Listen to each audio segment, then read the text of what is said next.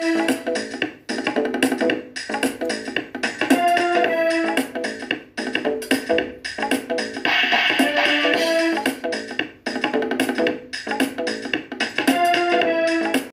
Morning बच्चों।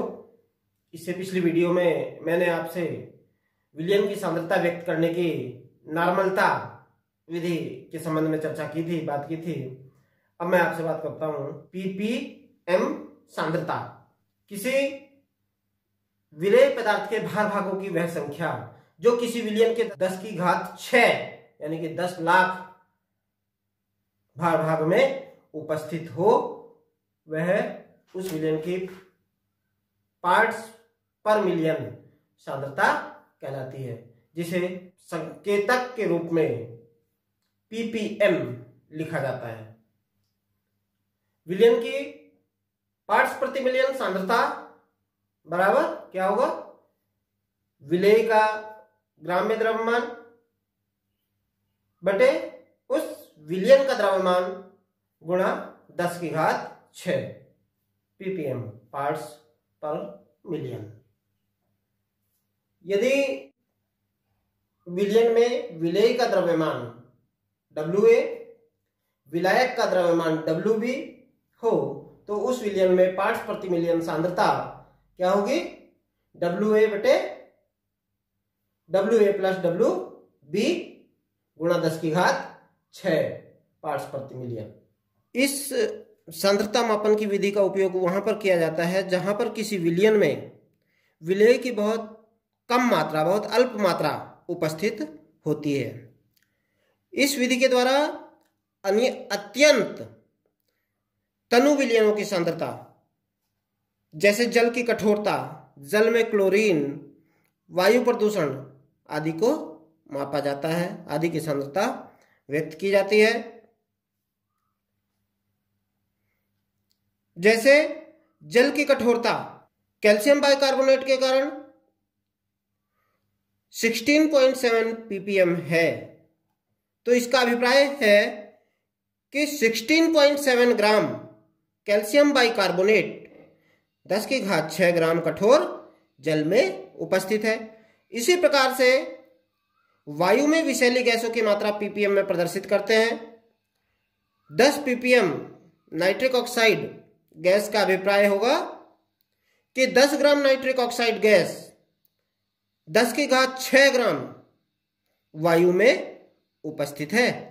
जैसे ये एक आंकिक प्रश्न, समुद्री जल के प्रति किलोग्राम में 5.8 गुणा 10 की घात -3 ग्राम ऑक्सीजन घुली है।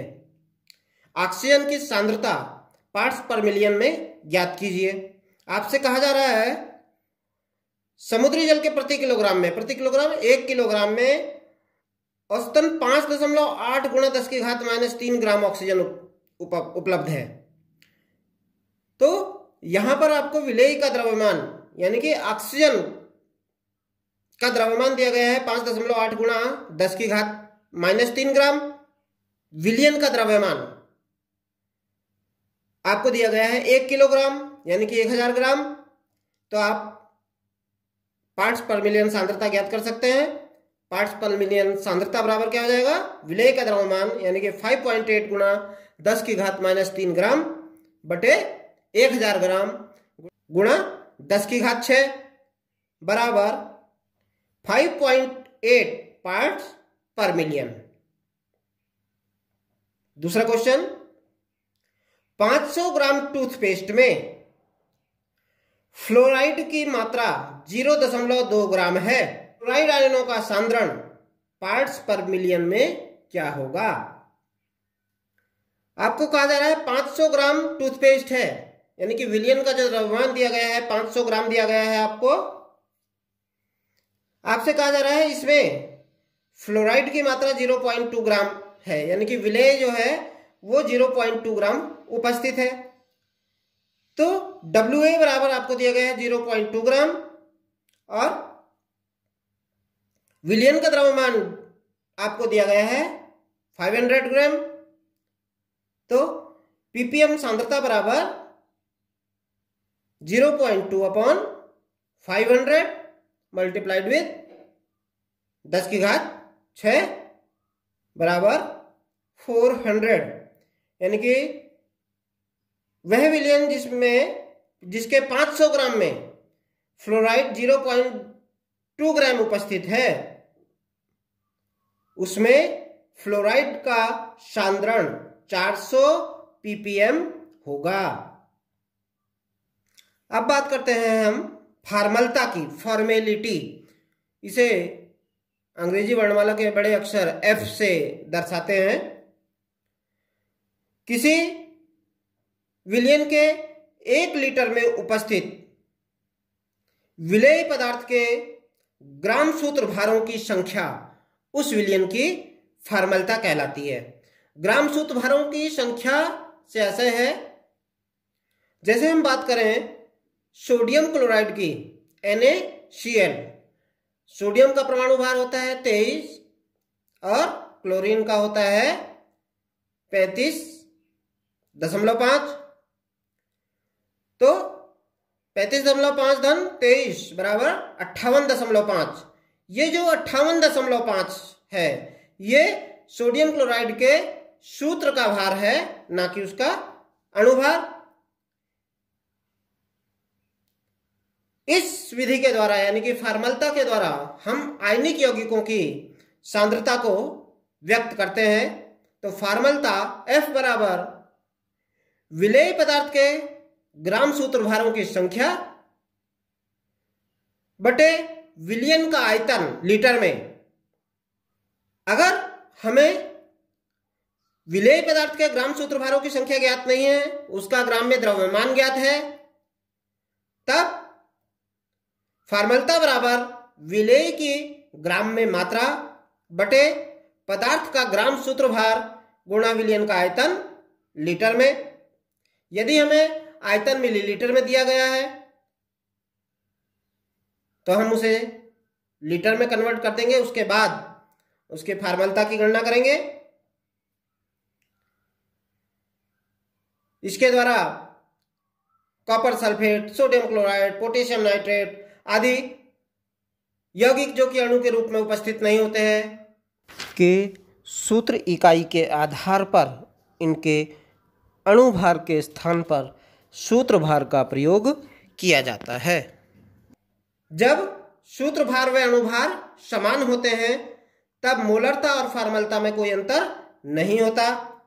कुछ विलेय जब विलायक में घोले जाते हैं तो उनका संगुणन हो जाता है, परिणाम स्वरूप उनका अणु द्वितीयाणु या तृतीयाणु बन जाता है, डाइमर और ट्राइमर बन जाते हैं। इस स्थिति में सूत्र का भार अणुभार से 2 गुना या 3 गुना हो जाता है। जैसे बेंजोइक अम्ल जब बेंजीन में घोला जाता है तो यह द्वितीयाणु यानी कि C6H5 COOH का होल ट्वाइस बना लेता है। इस प्रकार बेंजोइक अम्ल का अणुभार 122 है, जबकि विलयन में सूत्रभार 244 हो जाता है, क्योंकि वह डाइमर बना लेता है। इसका एक अंकित प्रश्न समझिए। बेंजोइक अम्ल के 12.2 ग्राम को 2 लीटर बेंजीन में घोला गया, प्राप्त विलयन की फार्मलता की गणना कीजिए। आपसे कहा जा रहा है बेंजोइक अम्ल के 12.2 ग्राम को 2 लीटर बेंजीन में घोला गया। तो यहां पर विलेय का द्रव्यमान आपको दिया गया है 12.2 ग्राम और जो विलयन है वह कितना है 2 लीटर। तब विलयन की फार्मलता क्या होगी? F बराबर विलेय का द्रव्यमान WA अपॉन FA विलेय के सूत्र का भार और गुणा उस विलयन का आयतन।